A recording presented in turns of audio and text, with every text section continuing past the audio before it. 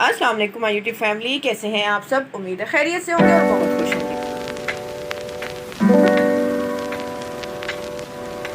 आज हम बनाने जा रहे हैं अरवी गोश्त। आप कहेंगे अरवी तो यहाँ नज़र नहीं आ रही है, तो अरवी हमने धो के छील के और उसको हवा में रखा है ताकि वो ड्राई हो जाए, क्योंकि इस पर चिकनाहट होती है।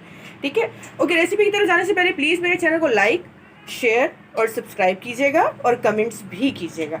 अब चलते हैं रेसिपी की तरफ। तो हमें क्या क्या चाहिए। मैंने यहाँ गोश्त ले लिया है, ये तकरीबन 1 किलो के करीब गोश्त है। ठीक है, आधा किलो मैंने अरवी ली है, सही है। अच्छा, मैंने 3 मीडियम साइज की प्याज ले ली है, 3 मैंने टमाटर ले लिए, उनको ब्लेंड कर लिया है। अदरक लहसुन का पेस्ट ले लिया 2 चम्मच। ऑयल मैंने ये लिया 1 कप, ठीक है, वो मैंने कुकर में डाल दिया। मसाले जो हैं वो कुछ इस तरह से हैं कि मैंने लाल मिर्च का पाउडर ले लिया है 1 टीस्पून, कुटी मिर्च ले लिया 1 टीस्पून, कश्मीरी मिर्च ले लिया 1 टीस्पून, ज़ीरा ले लिया 1/2 टीस्पून और सूखा धनिया ले लिया है 1 टीस्पून, हल्दी ले लिए 1/4 टीस्पून, नमक बाद में मैं डालूंगी तो आपको बता दूंगी। ठीक है जी, ओके जी। कुकर में मैंने ले लिया है ऑयल, ठीक है, वो मैंने गर्म करने रख दिया था। अब उसमें मैं ये प्याज शामिल करूंगी और इन प्याज को तब तक पकाएंगे जब तक कि इसका कलर चेंज नहीं हो जाता।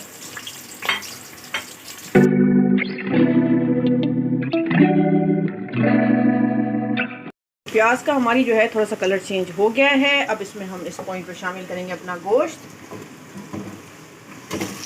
ठीक है जी,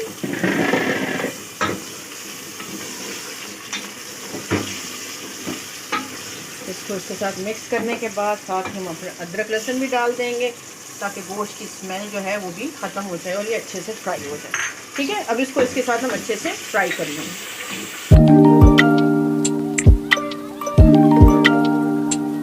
हमने इसको अच्छे से फ्राई कर दिया है। ठीक है, अब इस पॉइंट पे अपने सारे मसाले इसमें शामिल करेंगे और साथ ही अपना नमक भी इसमें शामिल करेंगे। ठीक है जी, नमक हम ले लेंगे तकरीबन 1 टीस्पून भर के, आप अपने टेस्ट के मुताबिक ले लीजिएगा। ठीक है जी, इसको थोड़ा सा मिक्स करेंगे।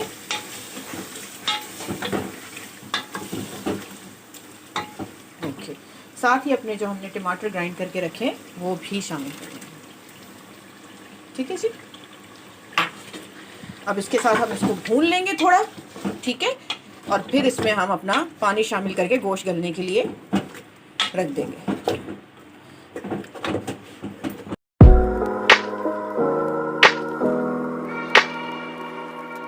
ओके जी, ये देखिए हमने इसको अच्छे से भून लिया है टमाटर के साथ। अब तकरीबन हम 1 गिलास के करीब इसमें पानी डालेंगे। ठीक है, आप अपने हिसाब से डालिएगा जितना आपका गोश्त हो।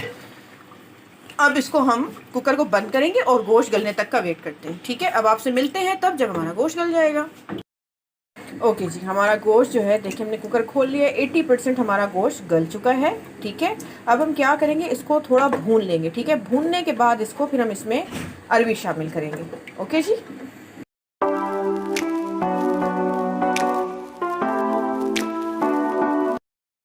ओके जी, हमने इसको कुछ हद तक भून लिया है। ठीक है, थोड़ा बहुत इसका ऑयल बाहर आ रहा है। अब इस पॉइंट पे अपनी अरवी शामिल कर देंगे इसमें और अरवी डाल के इसको हम तब तक भूनेंगे जब तक इसका ऑयल बाहर नहीं आ जाता।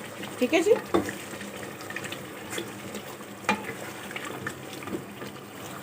ये देखिए जी, इसको हमने अच्छे से भून लिया है, इसका ऑयल प्रॉपरली बाहर आ गया है और भूनते हुए मैंने इसमें 3-4 हरी मिर्चें भी शामिल कर दी थी। ठीक है, अब हम क्या करेंगे, हम इसमें इतना पानी शामिल करेंगे जितना हमें शोरबा चाहिए।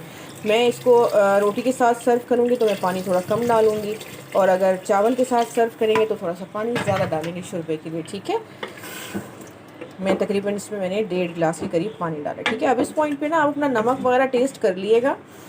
ठीक है, अगर आपको कम लगे तो इसमें शामिल कर दीजिएगा। ठीक है, अब हम क्या करेंगे, इसमें डालेंगे थोड़ी सी कसूरी मेथी, तकरीबन 1/2 टीस्पून। ठीक है, ये शामिल करेंगे इसमें और फिर उसके बाद हम अपना कुकर बंद करेंगे और अरवी गलने तक का वेट करेंगे। ठीक है जी, मिलते हैं आपसे तब जब अरवी गल जाती है हमारी। ये देखिए जी, हमने कुकर खोला है और हमारा अरवी गोश्त बनके बिल्कुल तैयार हो चुका है। ठीक है जी, हमें इतना ही गाढ़ा चाहिए था क्योंकि हमने रोटी के साथ खाना है। तो अब हम इसको डिश आउट करते हैं, फिर आपको दिखाते हैं। ओके जी, तो हमने इसको डिश आउट कर दिया है और हरा धनिया डाल के गार्निश भी कर दिया है। आई होप आपको ये रेसिपी अच्छी लगी होगी, मुझे कमेंट सेक्शन में ज़रूर बताइएगा। ठीक है, दुआओं में याद रखिएगा। अब चलते हैं, फिर आएंगे एक नई रेसिपी के साथ। तब तक के लिए अल्लाह हाफिज़।